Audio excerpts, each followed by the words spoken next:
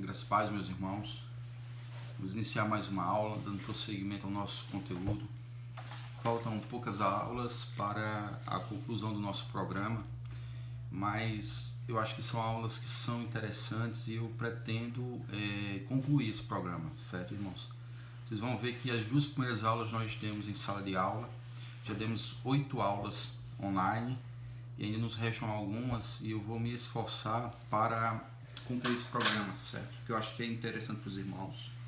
Para tanto, vamos fazer uso agora da palavra de Deus e ler um texto que se encontra em 1 Timóteo, aliás, segunda carta de Timóteo, de Paulo a Timóteo, capítulo 1, apenas os 2 versos 6 e 7, que diz o seguinte, a palavra do Senhor: Por esta razão, venho lembrar-lhe que reavive o dom de Deus que está sobre você, pela imposição das minhas mãos.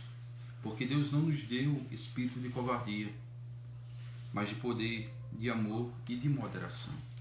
Então que Deus ele reavive o dom que há sobre cada um de nós.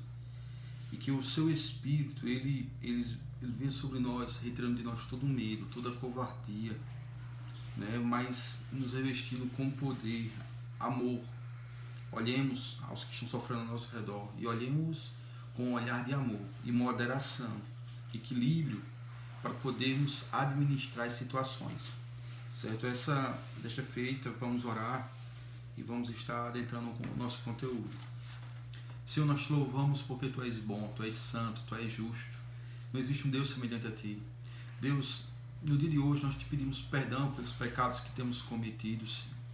E pedimos perdão pelas muitas vezes que temos nos distanciado da Tua graça, do Teu amor, Pai, e dos Teus preceitos.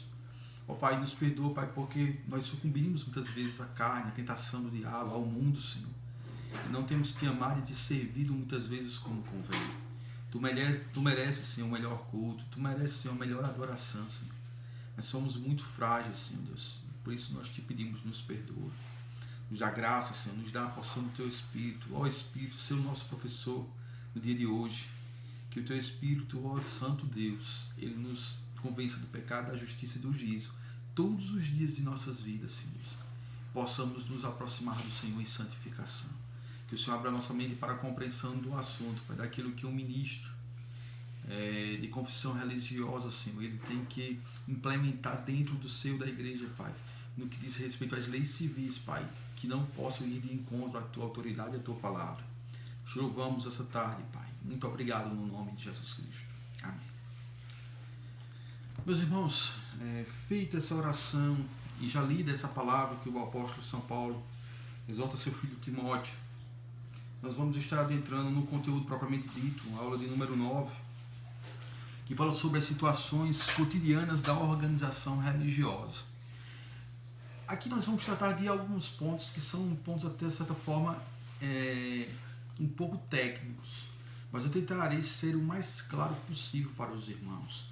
Eu tentarei passar estas verdades da forma mais clara possível, lembrando-lhes que o ministro de confissão religiosa, a sua grande preocupação e o seu grande preparo tem que ser para a ministração da palavra, tem que ser para a proclamação do evangelho. Então ele tem que ser dado à oração e dado ao ministério da palavra. Então nós vamos dar coordenadas gerais. Em linhas gerais, nós vamos mostrar pontos que são interessantes, para que quando você, enquanto ministro do Evangelho, enquanto o auxiliador ali dentro de sua igreja, você possa lembrar o seu pastor, eu acho que isso se resolve dessa forma, e procurar, sim, um profissional qualificado para tanto. Não necessariamente você vai atuar nesse sentido. Por exemplo, nós vamos falar da ação de uso capião. O que é uma ação de uso capião? É uma ação simplesmente de direito real que vem fazer com que o terreno ou a propriedade que ainda não tem um registro no cartório de imóveis, ela possa vir a ter. Por quê? Porque muitas vezes, muitos obreiros, muitos pastores, muitas igrejas, elas recebem doações. E elas dizem, mas por meio da doação, a carta de doação, eu consigo fazer o registro para ter esse registro firmado no cartório de imóveis? E às vezes não se consegue. Então, qual é a ação que vem simplesmente respaldar esse direito de propriedade da instituição religiosa? É a ação de uso capião, que vem simplesmente garantir a propriedade para aquela organização religiosa. E, para tanto, nós vamos falar de alguns critérios que julgamos serem extremamente importantes. Então, no primeiro momento, nós vamos falar da regulamentação de bens imóveis. E, para tanto, nós usaremos a ideia de que o meio adequado é simplesmente a propositura, dar entrada judicialmente numa ação de uso capião. O nome da ação é essa, ação de uso capião. Então, a aula 9 tem como título Situações Cotidianas da Organização Religiosa. Eu passo o esboço para os irmãos vão ler e vão ver que ficou muito claro. E qualquer dúvida dos irmãos, eu me proponho, os irmãos têm o meu WhatsApp, os irmãos têm meu número de telefone e também nós fizemos um grupo na Direito Religioso, a estar conversando com os irmãos, a estar passando para a turma, porque o nosso desafio aqui é trazer esclarecimento.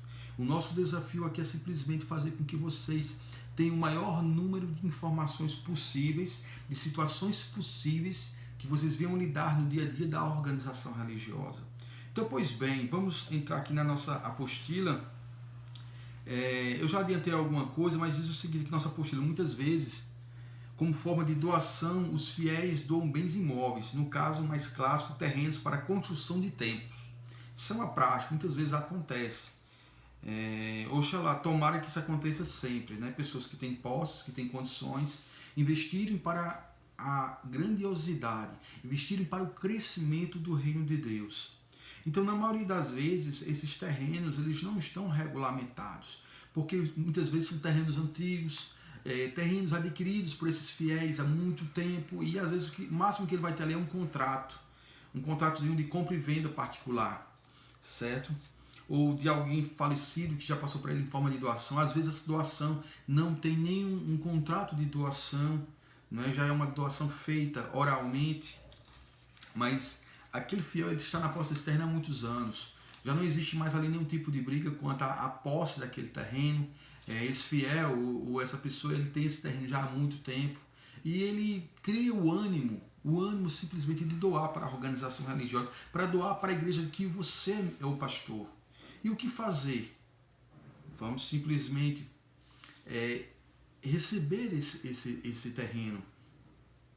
Então vejam bem, a confecção de um termo de doação adequado ou ainda uma ação de adjudicação compulsória, que também é outra forma de passar esse terreno, nem sempre são possíveis.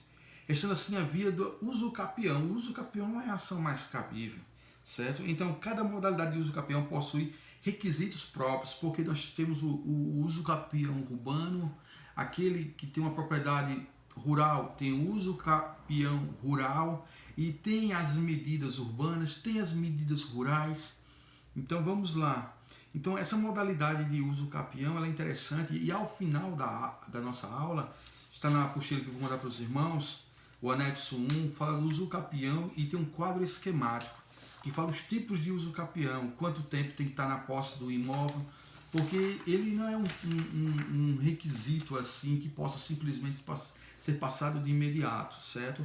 Você tem que ter uma posse mansa e pacífica daquele imóvel, ou seja, não pode haver um esbulho. O esbulho simplesmente é quando alguém está atrás, alguém disse que é proprietário, alguém disse que negociou aquele terreno, ou seja, não há uma posse mansa e pacífica.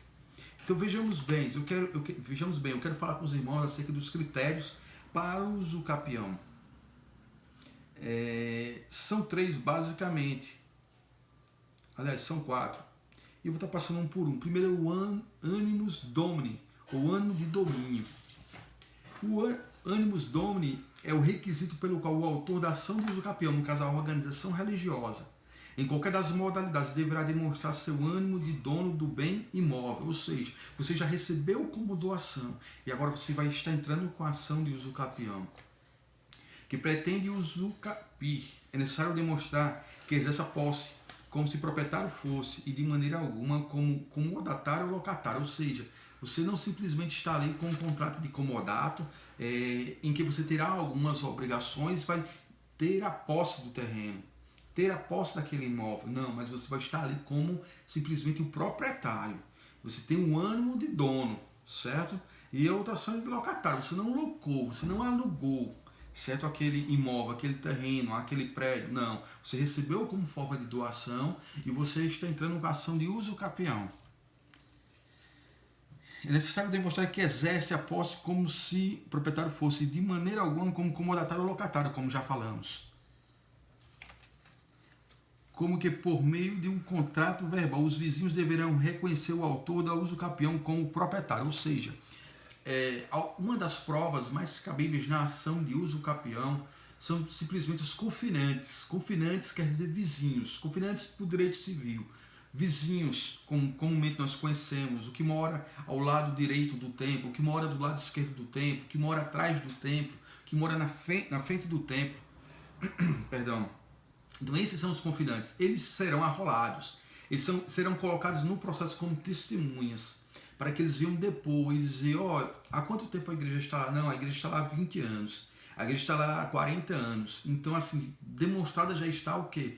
A posse mansa e pacífica. E não há ninguém que tenha o ânimo de entrar na propriedade daquele terreno. Por quê? Porque não há um interesse, certo? Então os vizinhos eles vão basicamente dizer isso. Não, conheço. É uma igreja que funciona lá, funciona mais de 20... Não, eu estou lá apenas há 15 anos, mas quando eu cheguei a igreja já estava. Então isso é interessante. O primeiro ponto é esse ânimo de domínio. Segundo é o lapso temporal. Em todas as modalidades, o autor da ação deverá comprovar que exerce a prescrição aquisitiva mínima.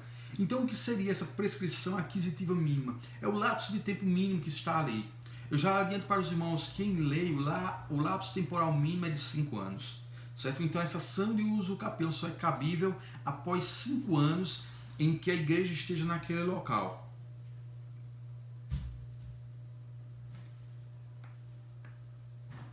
Previsto em lei, que varia de acordo com a modalidade. Como eu disse, existe o uso capião urbano e o rural. Essa comprovação se dá por meio de testemunhas, que eu também já falei, pessoas que não sejam parentes ou amigas íntimas do autor da ação.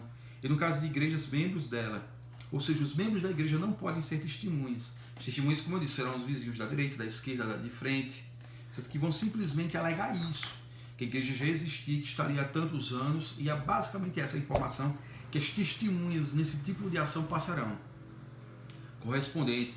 Faturas de água, por exemplo, a igreja está ali há 15 anos, e você tem todas essas faturas, por isso é importante a igreja ela simplesmente confeccionar um arquivo para juntar ali as contas de água, conta de luz, conta de telefone, tudo isso é prova de que a igreja está ali há tantos anos, no caso com específico dessa ação de uso capião.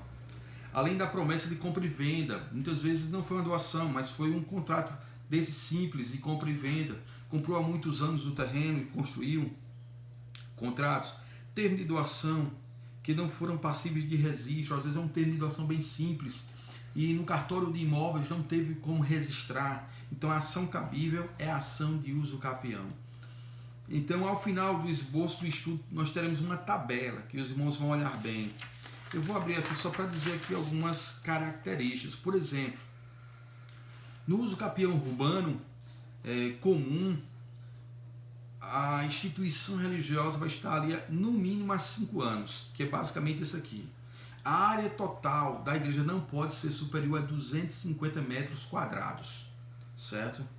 E a utilização como moradia, no caso pessoas físicas, não ser proprietário de outro imóvel urbano ou rural, né, que encontra-se aqui no artigo 183 da Constituição Federal e 1240 do Código Civil.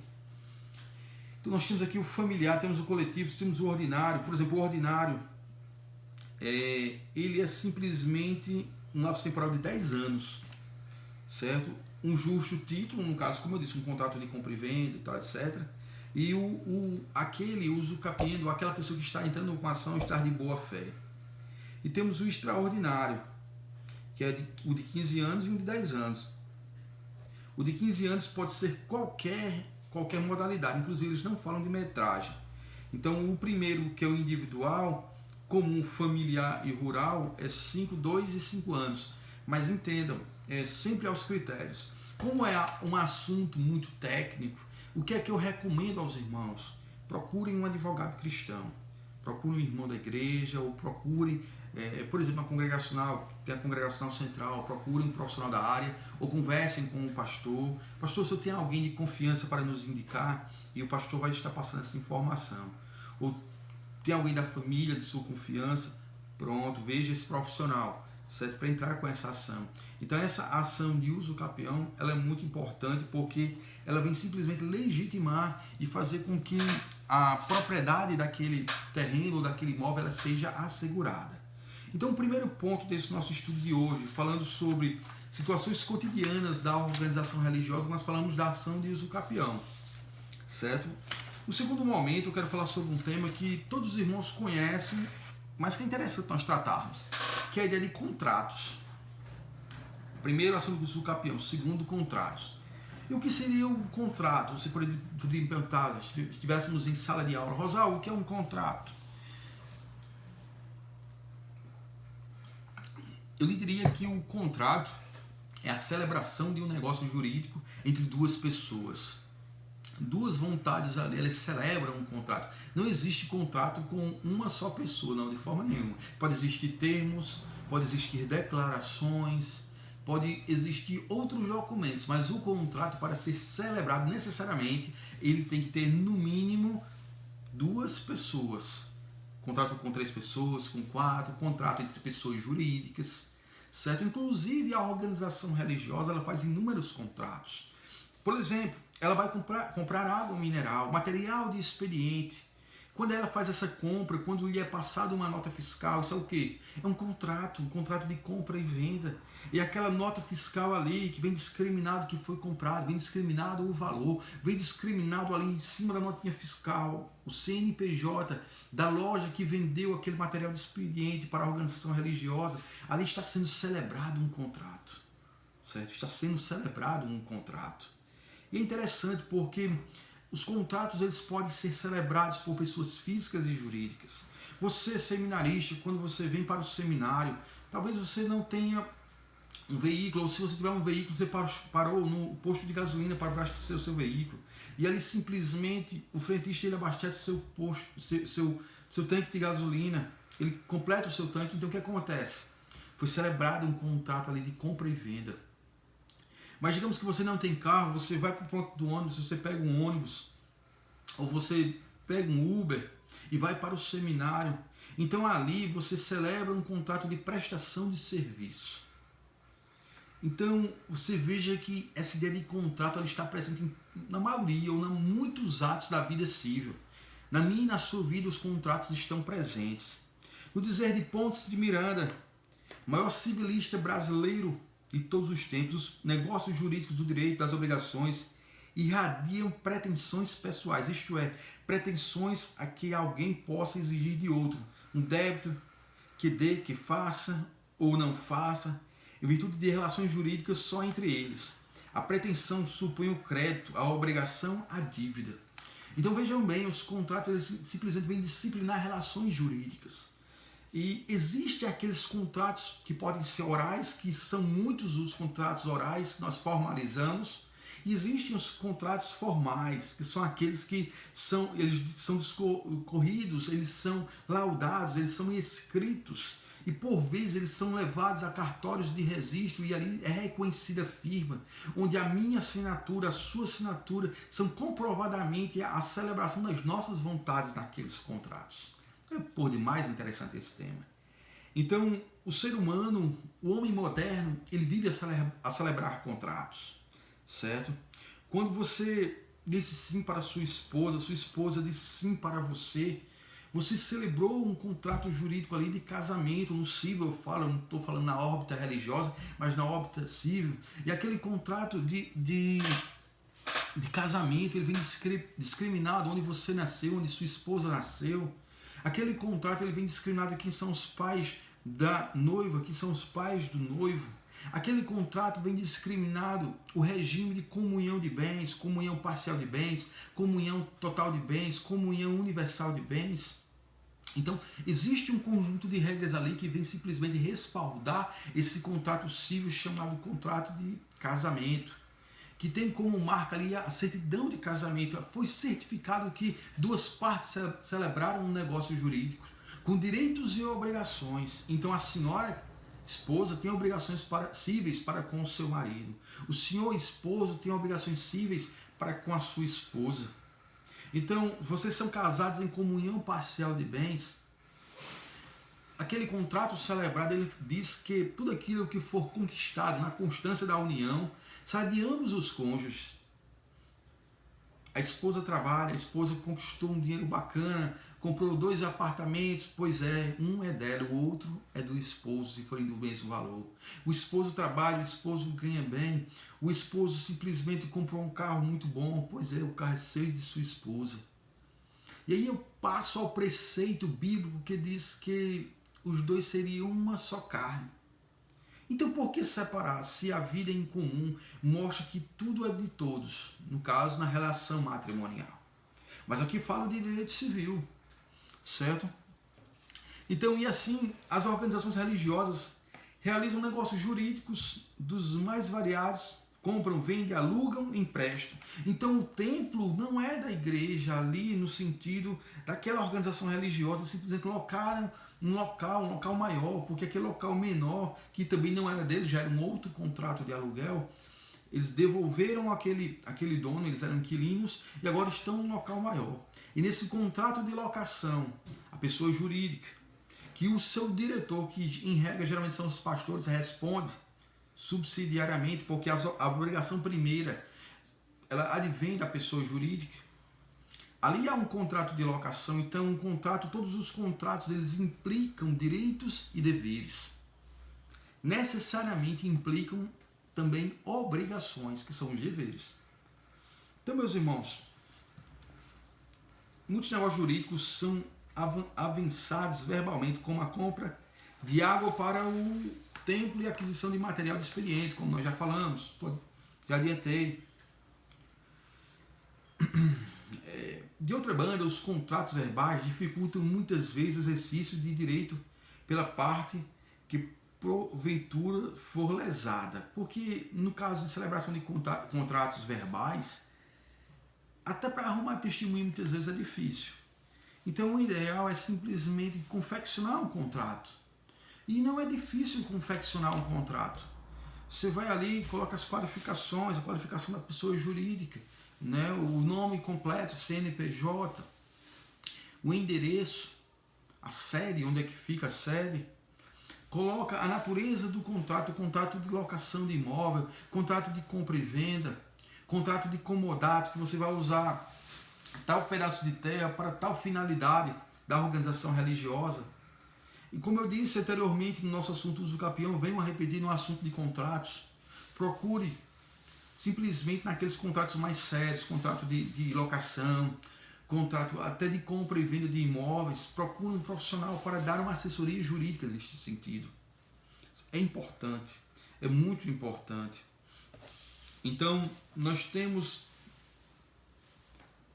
esses contratos verbais, a maioria das vezes eles não têm como simplesmente serem questionados. E também, às vezes, são coisas de pormenor, são coisas simples, são coisas que não cabem em uma demanda judicial, se mesmo cabendo. Usemos do bom senso.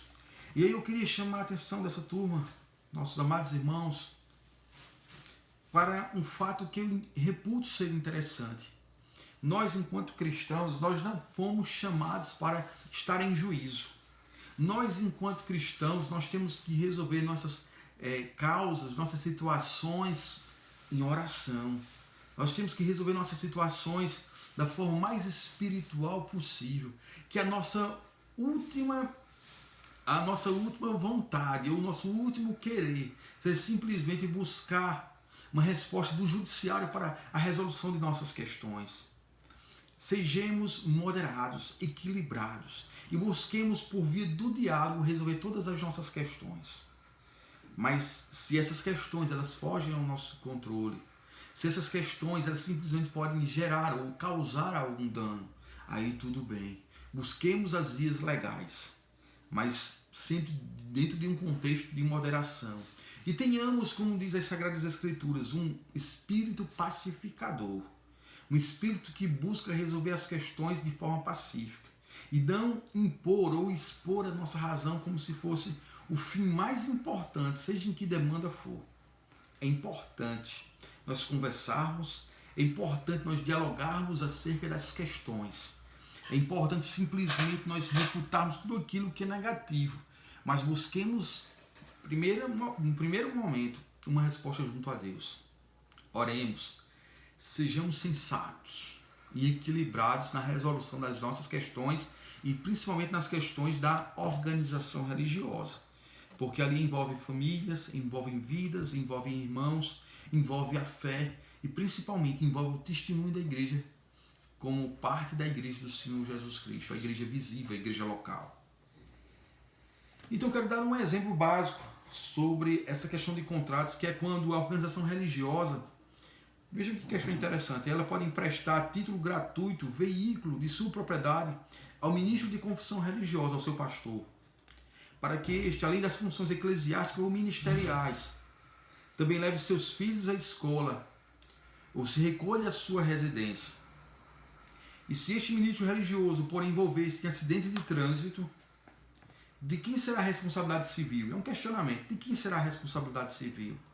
E, caso o ministro condutor infrinja diversas leis de trânsito, de quem será a responsabilidade do pagamento das sanções oriundas de tais infrações, as multas? Vejamos qual seria uma resposta mais cabível. Primeiro, é importante esclarecer que esse uso do líder religioso, é claro que na maioria das vezes não se faz, mas e o pastor muitas vezes ele está mais para o nosso pai do que para o nosso empregado, e o pastor não é na verdade empregado de ninguém, ele simplesmente está ali por vocação, certo? Mas ele tem um compromisso, ele tem responsabilidades com a instituição religiosa, certo?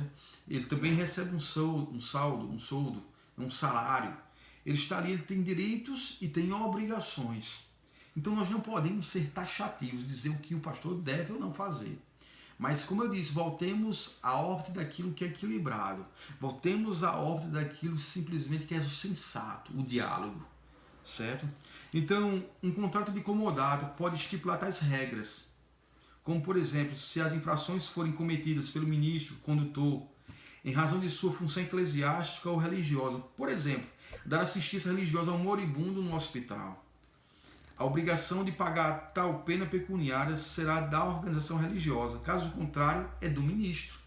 Então, no contrato de comodato, que é o uso do bem móvel, no caso o carro, o veículo, vem discriminado que se ele infringiu, embora ministro de confissão religiosa, ele tem que dar bom exemplo, eu tenho que dar bom exemplo. Os irmãos, enquanto seminaristas, enquanto futuros ministros do evangelho, tem que dar bom exemplo.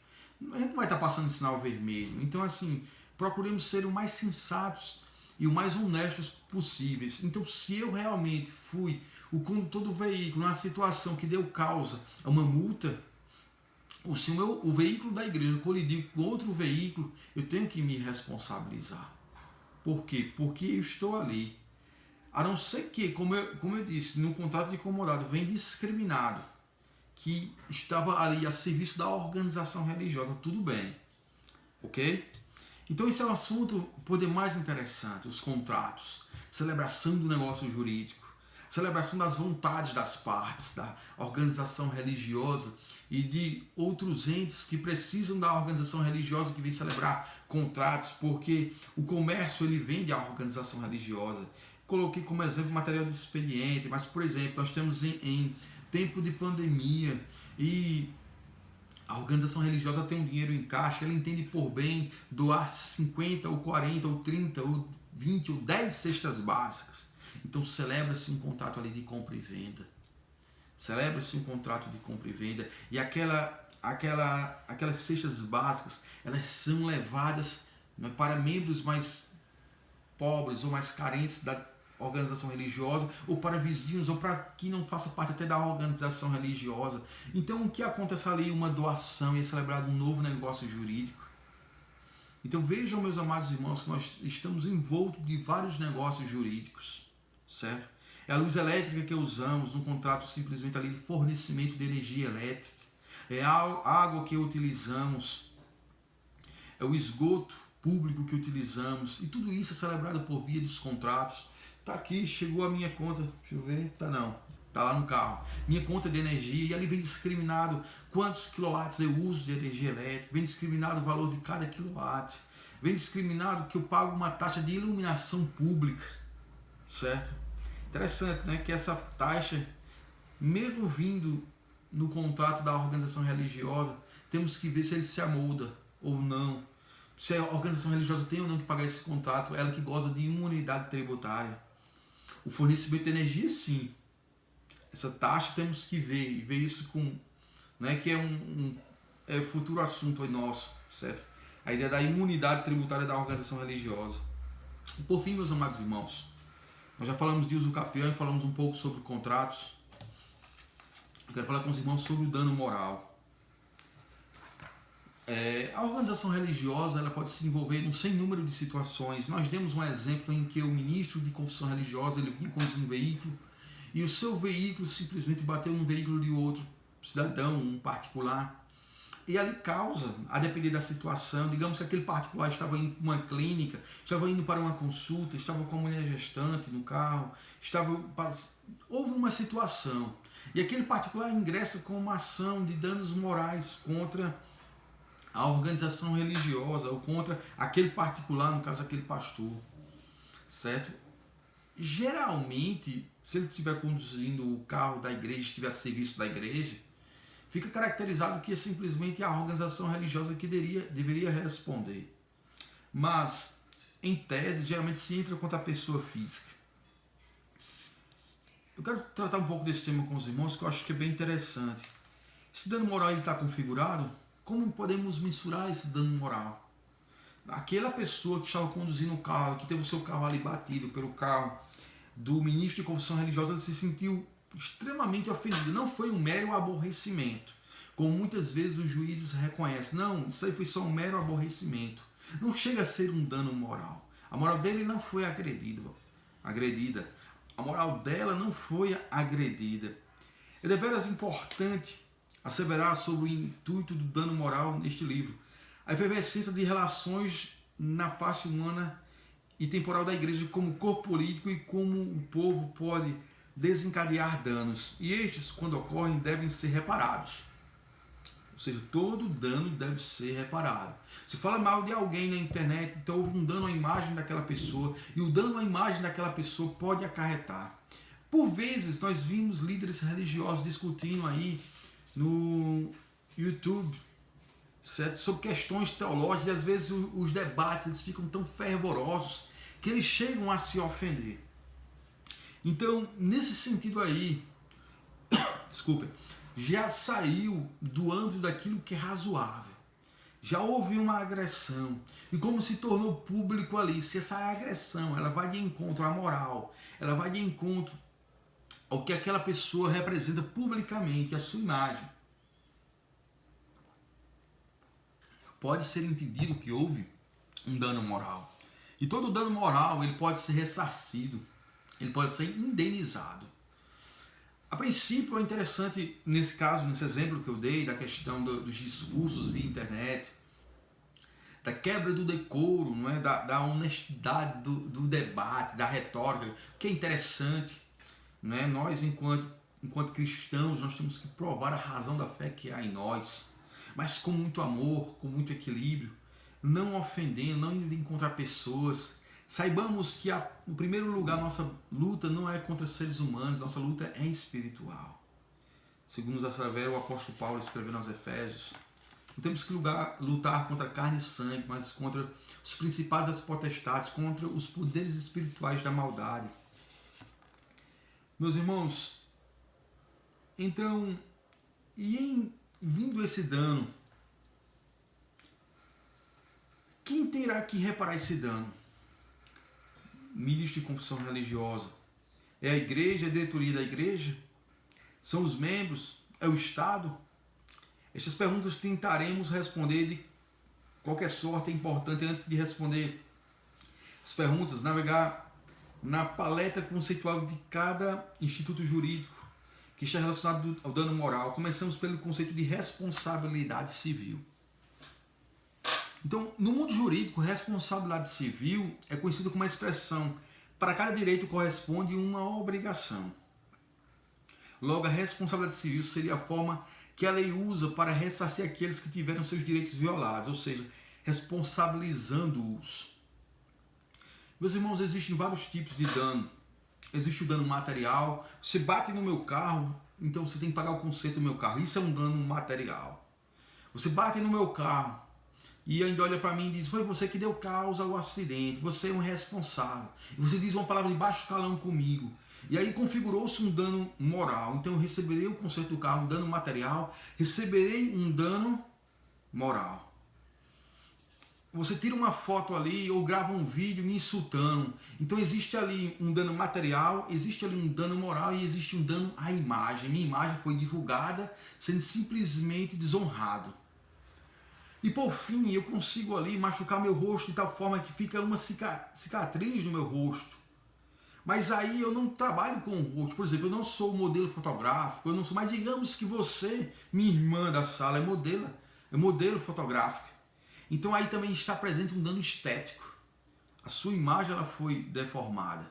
E você vivia daquilo ali. Então o direito civil ele reconhece o dano material, o dano moral, o dano à imagem e o dano estético. Por vezes o dano à imagem ele se enquadra no dano moral. E muitas vezes os juízes reconhecem também esse dano estético como dano moral. E as ações no sentido de reparação de danos, elas se limitam a danos muito bem definidos, morais e materiais. Materiais não há o que questionar, mas na seara dos danos morais, como eu disse, ele é muito assim, como eu poderia dizer, ele não é algo muito absoluto, ele sempre abre espaço para discussões. Meus irmãos, então, dado esses esclarecimentos, enquanto igreja, como organização religiosa, temos uma infinidade de situações com o mundo jurídico, que o mundo jurídico vem disciplinar, vem dar os contornos legais. E nós, enquanto cidadãos, temos que estar atentos e prontos a obedecer os ditames estatais naquilo que o Estado não vinha de encontro com o Santo Evangelho e todo o conjunto de doutrinas que se traduzem na vontade do eterno Deus. Meus irmãos, então por hoje eu tentarei nas próximas aulas já adiantar, certo? Uma vez que eu vi que alguns professores já estão findando o semestre, depois dessa aula nós temos ainda, só me engano, 3 ou 4, e eu vou tentar adiantar esse material essa semana para os irmãos. Ou não mais tardar, conversei com a Amanda, que é secretária, ela disse que a nossa aula iria até o dia, deixa eu ver aqui, quinta-feira, dia 11. No caso, ela me passou que até o dia 9. Dia 11 seria na quinta-feira, que seria o feriado de Corpus Christi. Mas ela me adiantou que nós tivemos 2 semanas sem aulas. Então seria dia 11, dia 18, dia 25. Então eu teria basicamente esse mês de junho. Mas o que eu quero fazer com os irmãos? Eu vou adiantar essas aulas. Se Deus permitir, essa semana eu termino a maioria das aulas. Se não todas, mas pelo menos a maioria. São 4 ainda. Eu vou ver aqui como estão meus horários, etc. Estou trabalhando também. E vou adiantar para os irmãos a questão do fichamento também nós vamos receber, certo? E vou fazer uma atividade com os irmãos. Como eu sei que o pastor James estava dando aula por meio do Zoom, eu vou marcar um momento com os irmãos para nós conversarmos e fazermos tipo uma prova oral, mas eu vou passar um roteiro para os irmãos. Então que Deus ele nos abençoe na conclusão dessa aula. Eu vou estar passando isso para os irmãos direitinho no grupo. E que Ele nos dê a serenidade de tratarmos com as questões civis. Como eu disse, sempre procurarmos uma pessoa habilitada. Você precisa fazer uma contabilidade da sua igreja, contabilidade daquilo que está sendo feito ali, uma revisão do estatuto, uma revisão de um regimento interno. Então procure um profissional habilitado. Que o Senhor, pois, Ele nos abençoe até a próxima aula, no nome do Senhor Jesus Cristo.